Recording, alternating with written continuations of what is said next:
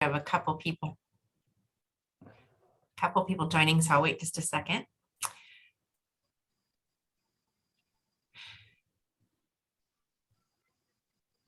Welcome, everyone. So we're going to go ahead and get started. My name is Terry McCoy. I'm a faculty member here at the Mary Lou Fulton Teachers College at ASU. Aaron Gold is joining us as our host. He'll be serving as our support with our technical side of all of these things. We're so happy that you're joining us here for this session. We want to welcome our three presenters who are joining us from the Internationals Network for Public Schools. Dr. Dennis de Guzman Kaindek, who is the Director of School Support. Jesus Mariolis is a science teacher, and Ernesto Tabajanda is a math teacher and a data specialist and programmer. So the three of them are going to talk to us a little bit about their experiences, and we will have a question and answer session at the end. You can certainly add things throughout the presentation to chat that we can come back to, or you can wait until that ending part. We will have some time to address any questions or connections that you're making. So without further ado, I turn it over to our three presenters.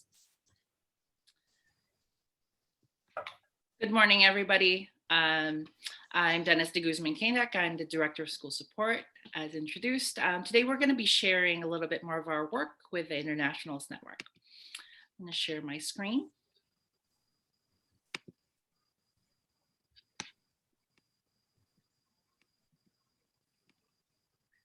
Let me know if you're able to see it. Can you give me a thumbs up? We are, yeah.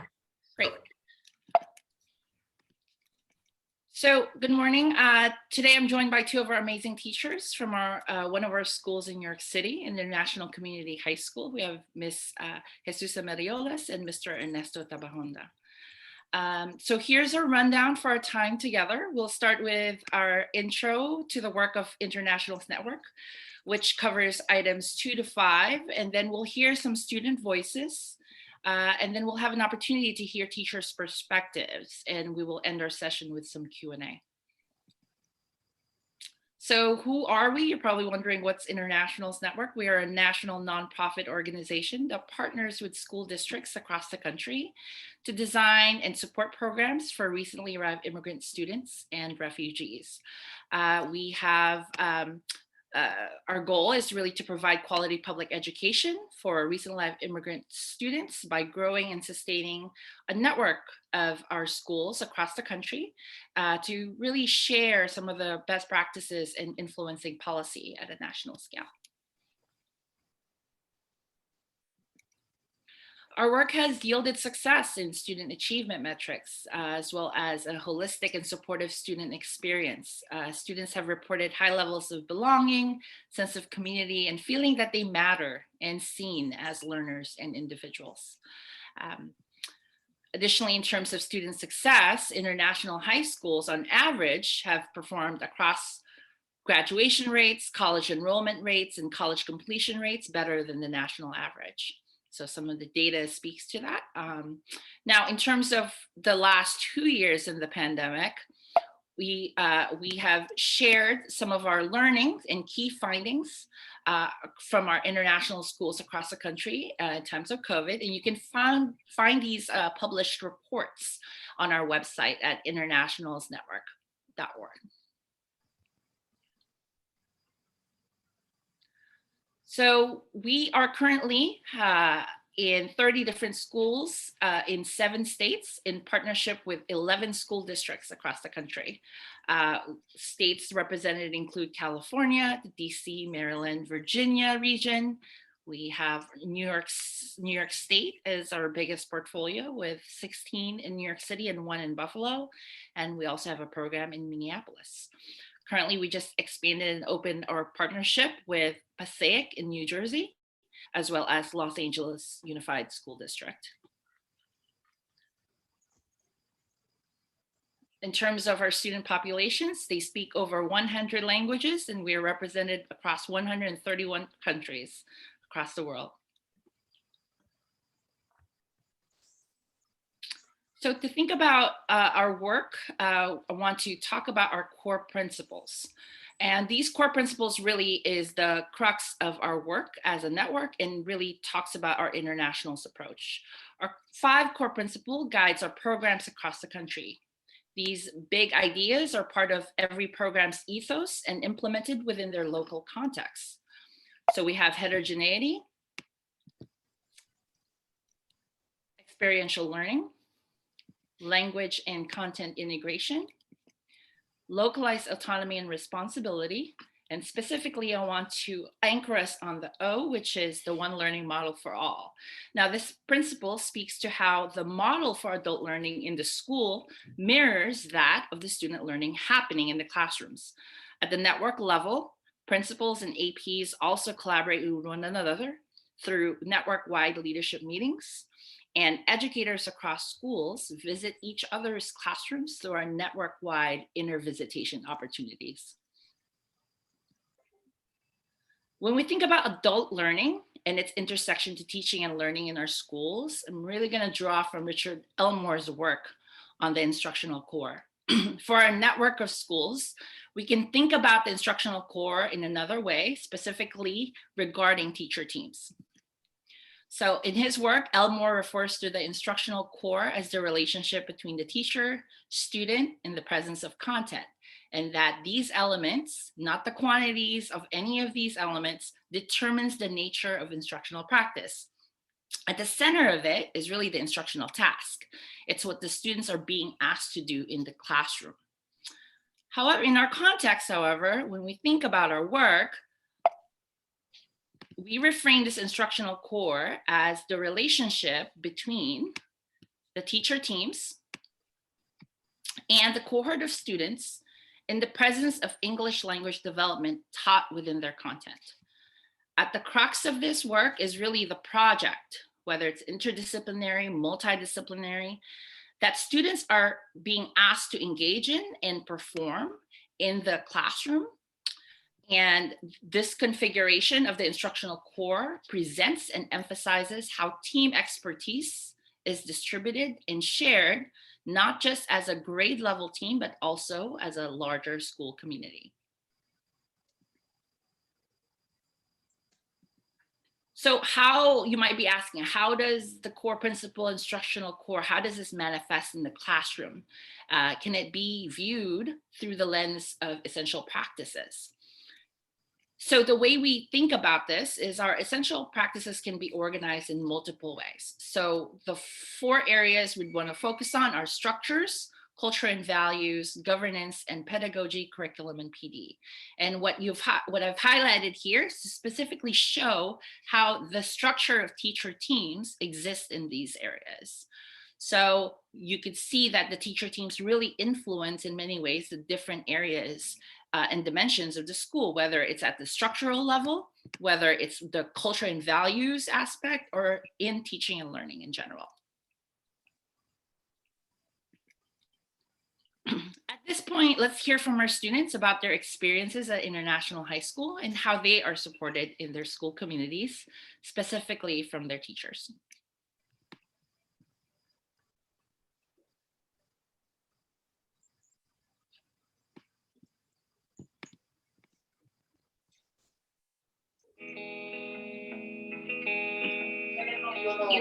You bring us hope because you're always there happy, and you look like you have energy, and you look like you're worried, but like you don't give us that worriness to come to us. So I really appreciate that because I know them and us has been through difficult times. Thank you for all these 4 years at high school. They have been so helpful with me because when I first get to high school, I was like, I don't know what I'm doing. I don't know what I want in life. So they always helped me a lot. They helped me overcome my insecurities and all that. And yeah, I mean, they're wonderful teachers. They are great teachers. I know that they're an amazing person as well. Thank you for everything, and like always support me because I was new and I didn't have friends at the beginning. It was difficult for me, and yeah, like always always be with me and always give me feedback for for my assignments or personal. And yeah. They are more like a good persons. They are good people, and I just love them because they keep trying to make us learn all the time. They make us motivated about school. So if we have sometimes terrible case or situations, they help us with anything.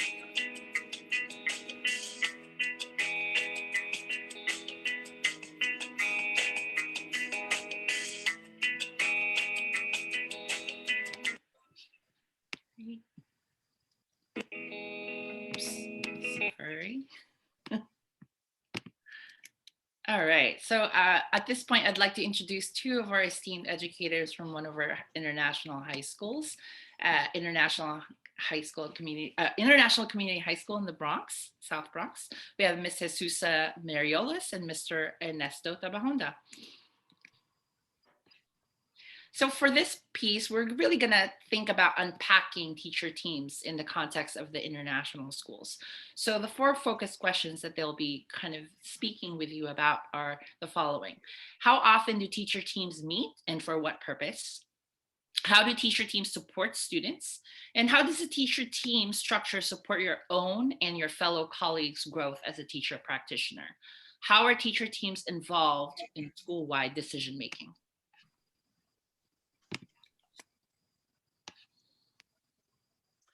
Hi, everyone. Good morning. And if you are in the East Coast, good afternoon.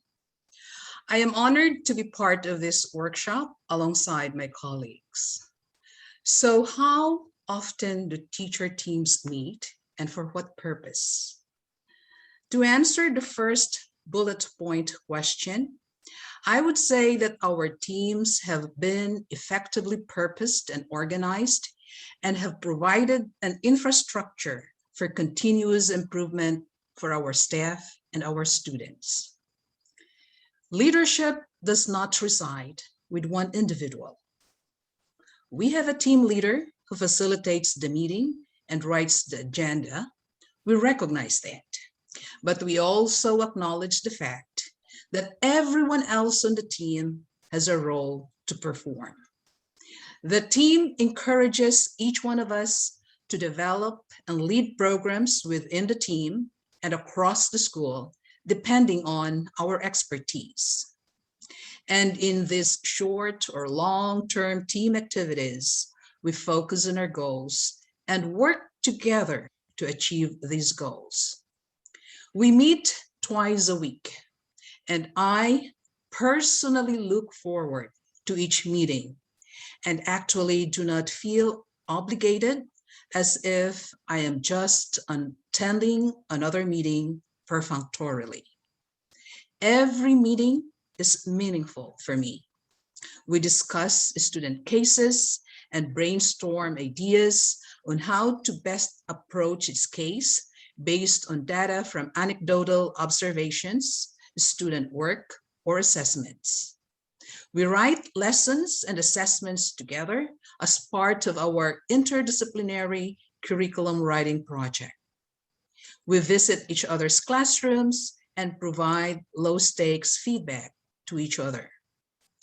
We assist one another in improving lessons, analyzing student work, evaluating various data and student performance, and finding solutions to the myriad of challenges, behavioral, emotional, social, and cognitive, our students face each day.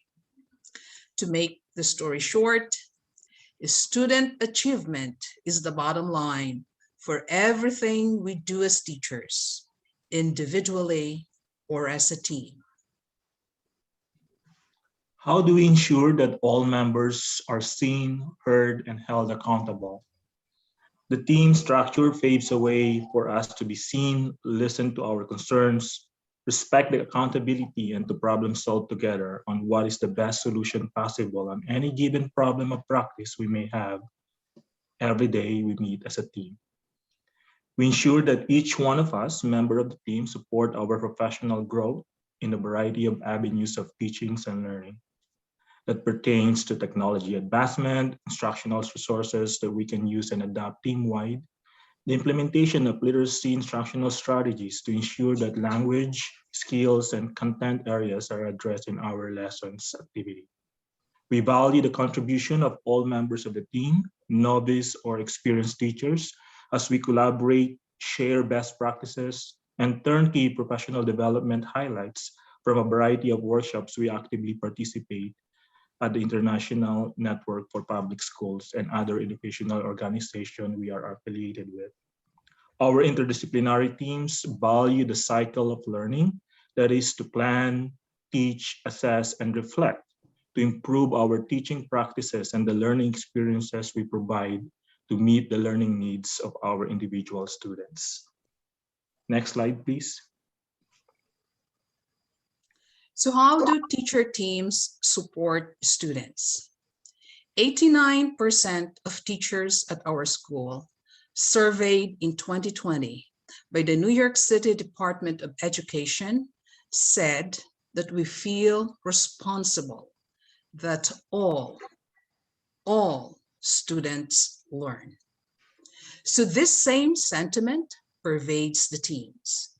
Together, we recognize the need for a collective responsibility for all students. We see all students as our students.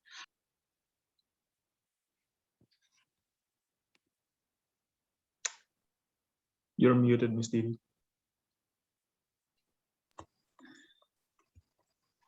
An excellent example of a project that I can share with you to show how we support student learning is the literacy program that our team has initiated based on the reading level data of our 9th and 10th graders.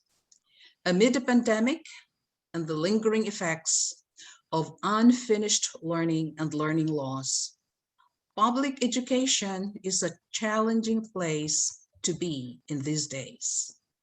However, we decided we still needed to do more than we were already doing. The literacy project was a collaborative team decision we made on our own without any prodding from the administration. Every member of my team has an equal stake in this project and shares equally in the risks when it comes to ensuring the success of this program. We were all committed to seeing its successful implementation come to fruition. So how did we divide the work? We capitalized on each other's strengths and knowledge in key areas. Our literacy teacher administered an assessment to determine its students' reading level. We decided as a team on how students were grouped by achievement. Next, we assigned the students to specific teachers for appropriate reading instruction at the student reading level and the teacher's comfort level. The latter is important to ensure that none of us needed to do anything we were uncomfortable with. We didn't want to overwhelm ourselves. For example, our colleagues who do not speak our students' languages chose to teach students with higher reading levels and higher English proficiency. Our paraprofessionals guided the neediest students who receive direct instruction from the English and literacy teachers. The important thing to note is that we volunteered to pilot this project because our team was dedicated to that end goal of improving our students' reading levels. We are committed to this project and we hold one another accountable for its implementation. And we feel a sense of obligation to the team for its progress. At the International High School, we always circle back to our essential question: instructional focus, instructional leadership framework that drives our instructional planning, implementation, assessment, and constant reflection on instructional practices we provide to our immigrant students. ICH's essential question: how does the South Bronx High School for at-risk English language learners effectively serve students and their families? Our comprehensive educational plan for instructional focus, accelerating academic English proficiency while advancing critical thinking skills, and the instructional leadership framework of knowing each student well. Through these frameworks, we were able to provide purposeful and meaningful interdisciplinary projects that allows students to deepen our students' understanding of their chosen topic, ranging from health education, sports statistics, gender pay gap, perception of marginalized group on issues that matters to them, such as police treatment, mental health, educational policies, and social justice issues. These interdisciplinary projects facilitate a strong line of communication between students, teachers, and community partners, allowing our students to engage in writing proposals and solutions through their research studies, connecting with our local government officials, companies, private sectors, and inviting them to be guest speakers as a culminating activity for the class. The teacher and the team listen to each other's input and brainstorm together on the creative ways that they can integrate interdisciplinary projects presented in other disciplines while being mindful of the learning needs, challenges, and infinite opportunities of our students that they bring with them as they engage with inclusive and scaffold learning opportunities that matches their learning profiles, language, interest, and background knowledge. Next slide, please. So how does the teacher team structure support your own and your fellow colleagues' growth as a teacher practitioner? I want to share with you a thank you note from a colleague who started her first year of teaching at our school last September. She wrote, and I quote, "Miss Didi, you have impacted my heart in ways you can never imagine. And I feel so blessed and privileged to have met a person like you. I mostly want to say thank you for everything, but for some reason, thank you doesn't seem enough for all the things you have taught me without you realizing it. You are a walking example of a phenomenal woman," unquote. Without sounding as if I'm belittling the support I offered my colleague, there was nothing phenomenal about what I did. What we have is a functioning team structure where mentorship is encouraged. And we also have a very supportive school community. In our teams, it's a normal routine for us to offer emotional and practical support to each other, learn from each other, and continuously collaborate as we strategize ways that can better serve our students for whom we feel we are collectively responsible. I can use the exact words from the thank you note I just read to thank a colleague I know would help me with things that I struggle with. The thought that I have a colleague from my team on whom I can rely has encouraged me to accomplish far more than would be possible alone. I want to emphasize that anyone who joins our school will not feel entirely alone in planning what to teach, developing assessments, and managing the classroom. This emotion of not feeling isolated, activated in this context, has kept our new teachers engaged and emotionally resilient as they navigate the complex challenges of first-year teaching. It is also in our own and student interest to mentor anyone who struggles with their practice for the practical reason that a team is only as strong as its weakest link.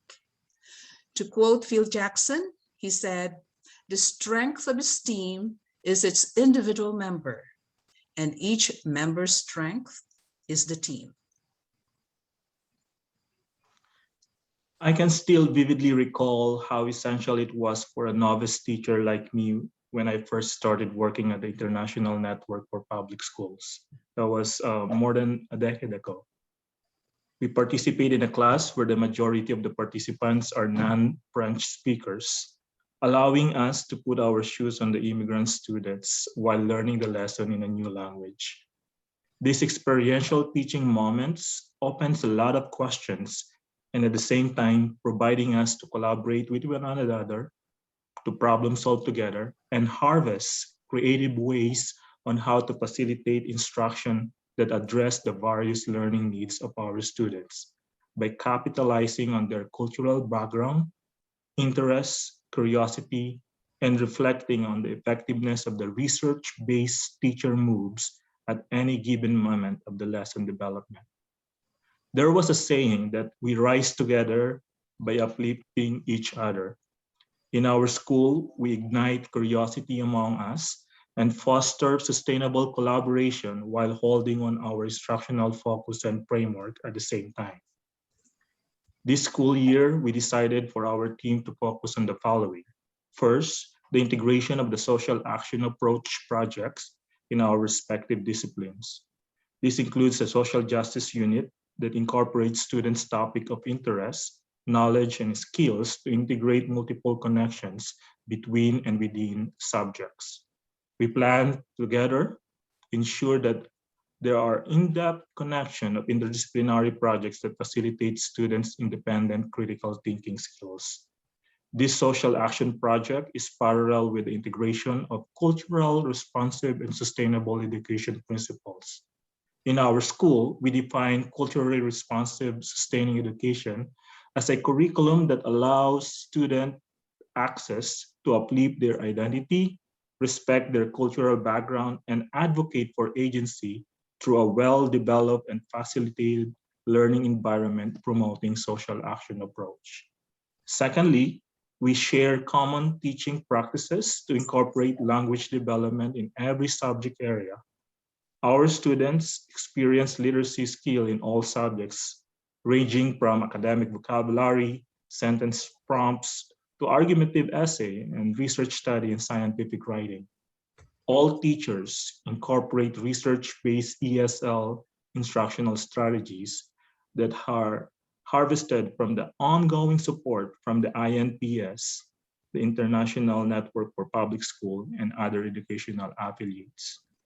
Lastly, we focus on educational case studies where teachers are given the opportunity to include and lead a common thread that they believe important for all members to be aware of. This includes college lessons and opportunities and events, academic opportunities and support for at-risk students, providing individualized educational plans, the adaptation of instructional technology and literacy developments, and offering teacher-led professional development by leveraging teachers' best practices and celebrate what we have learned from each experience. Next slide, please. So how are teacher teams involved in school-wide decision-making? The first bullet point shows that 94% of teachers at my school responded favorably to the New York City Department of Education school survey prompt. And the prompt was, teachers at this school have the opportunity to provide feedback and influence decisions. Again, 94% of my colleagues said, yes, that is true. I would not attribute everything to the team structure, but it plays a huge part in the decision process at our school. Our school's collective leadership model is best exemplified through our school leadership team comprised of the principal, assistant principal, and team leaders from grade level teams and department leaders from the subject area teams. Our administration seeks the input of the teachers and the staff through this leadership team that meets once a week. The leadership team regularly looks at school performance data and uses the data to make decisions about school improvement needs. The leadership team serves as a conduit of communication between the administration and the teachers and vice versa. School-wide decisions about curriculum, instruction, assessment, and professional development are not being made top-down. I would characterize that structure as somewhat circular, and as a science teacher, I want to call it a feedback loop. The circular nature of the structure represents the fluid relationship between the administration, team leaders, and teachers. The structure keeps everyone connected, and the decision-making process is streamlined. In science, a feedback loop is a biological occurrence wherein the output of a system amplifies the system with positive feedback or inhibits the system with negative feedback. A feedback loop is an efficient system that allows living organisms to survive. It's the same for our school. The feedback loop system has allowed the flow of information to be more accessible to and from the teachers. At the International Network for Public School, localized autonomy and responsibility at every level within a learning community allows all members to contribute to their fullest potential. In our school, our principal, Ms. Verena Cabarcas, and the assistant principal, Ms. Eva Sievers-Schiller, model with us what a peer process looks like in a decision-making events. To ensure all voices are heard and concerns are addressed, all staff provide their stand on a certain issue or problem of practice that the school has to make a decision. Personally, I love this process as it values individual perspective and clarifies any concern before we can accept or reject certain positions. We make decisions that are informed by both qualitative and quantitative data, which allows as many teachers to participate in a collaborative decision-making process, whether team-wide or school-wide matters. Every teacher in our school, in one way or another, contributes to a variety of committees. Acting as a member of, or a team leader, they feel connected, empowered, and valued as we celebrate the success of our students as a result of the variety of initiatives we integrate in our school culture. Personally, it is a privilege to work in our school that values your individual contribution in the success and lessons learned within our students.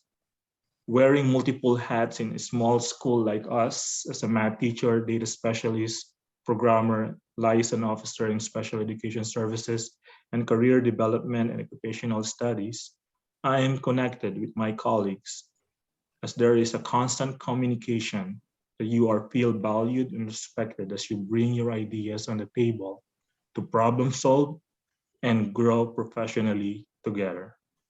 Thank you. Thank you.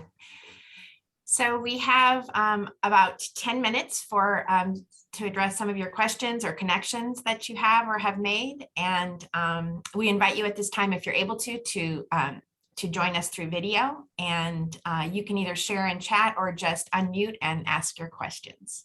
So who'd like to start?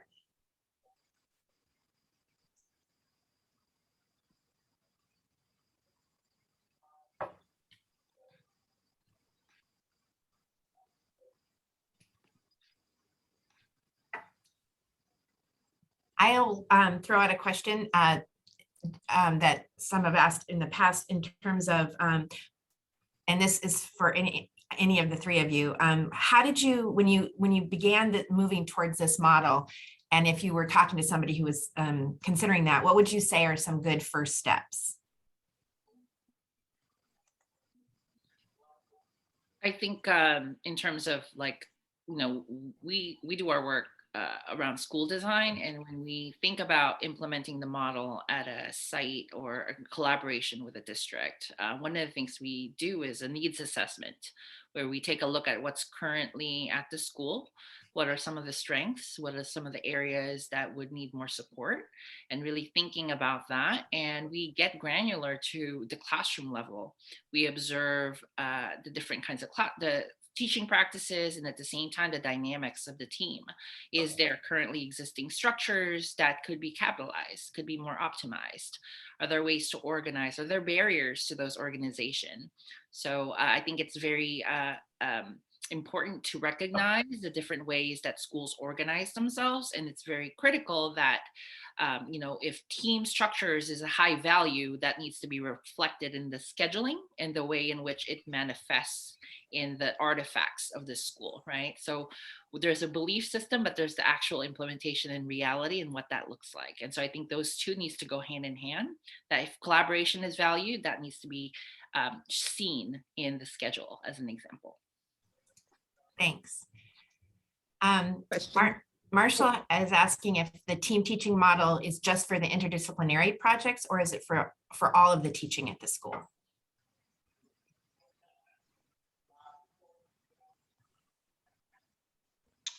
So in our school, we plan together, and not only for the instructional practices, but also for the projects.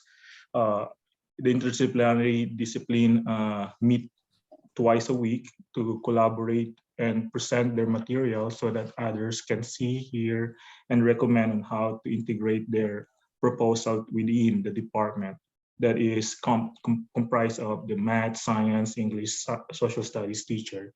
So this interdisciplinary project is not just a project, but the instructional projects, the instructional practices, I should say, that we implement on how to successfully integrate that into our respective discipline. So we actually collaborate vertically and horizontally. Vertically with the teachers from the same core content, like in our case, it's the science department. So all science department teachers, 9, 10, 11, and 12, we plan together. So and then we discuss about vertical alignment. We also look at student work. And then we also have this horizontal alignment, which is the grade level teams comprised of the social studies teacher, the ELA teacher, the math teacher, the literacy teacher, and the science teacher.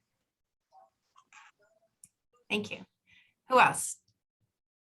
I have a question about like the flexibilities and autonomies that you need in order to do this. I think that you talked about, like, for example, scheduling. And are you guys still a pro school?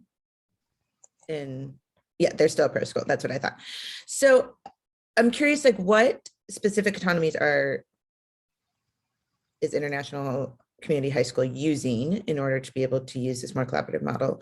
And then Dr. de Guzman, what other autonomies are you seeing in your other networks across the country?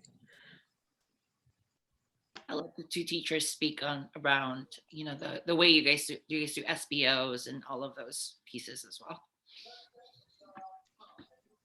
So again, it is a pair model process that we allow and adopt in our practices whenever there is a school-wide decision-making process that needs to be made, allowing all the voices to be heard by asking questions to the principal and to the proponent of this proposal in order for it to make a collective data, quantitative or qualitative decisions that are based on those premises. So it is a fair model process that we are using and adopting. I think that makes our school more open to the decision that we make for our school. So in terms of the, let's say outside of New York City, so California is a good example where, some of the policies don't have that kind of flexibility, I would say. So what it looks like would be, there's the, of course, the requirements around how many minutes and all of those pieces. And I think the structure by which, whether do you meet every day for half an hour as a team versus twice a week? Does the PD where everyone, all staff meeting, does that happen after school, before school?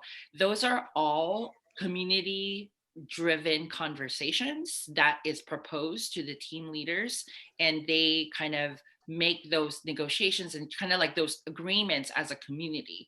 So there's a community agreements in these spaces that really values that input, because I think at the end of the day, it is teachers and everybody in the community that's really invested in creating those places and spaces so that they can support their students and families. So that's how I've seen it. I've seen it multiple ways, but it is vetted through the process of the teams as a way to present multiple types of schedules that could work. So, and then are there formal autonomies around, like if they're in a unionized space and there's specific working conditions? So like in Los Angeles, they might be able to use the pilot school agreement or their EWA to do that. Are you seeing it work like both with formal autonomy and without formal autonomy? Is that what I'm hearing? Yeah, I think there's an agreement with the district, and that's why the partnership is really critical in like what levers are available for us, both at the district level and the school level. So that's really that's helpful conversation. Yeah. Thank you. Who else?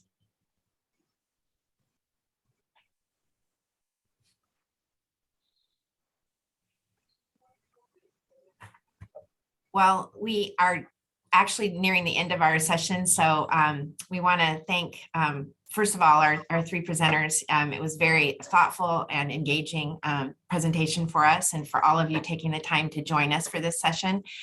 We do want to encourage you to, before I finish, there is a request for contact emails. Would you all be willing to do that? Go ahead and do that before we close. So they're just going to pop those in the chat. While they're doing that, we encourage you to go to the final closing session, which Brent is going to be visiting with Robin Lake from the Center for Reinventing Public Education. And that should be a really interesting last session. Again, we so appreciate our presenters. We appreciate you being with us today. We'll stay on for a minute as you gather the email addresses, but other than that, that'll be it for us. And we hope you'll join us for the very last session with Brent.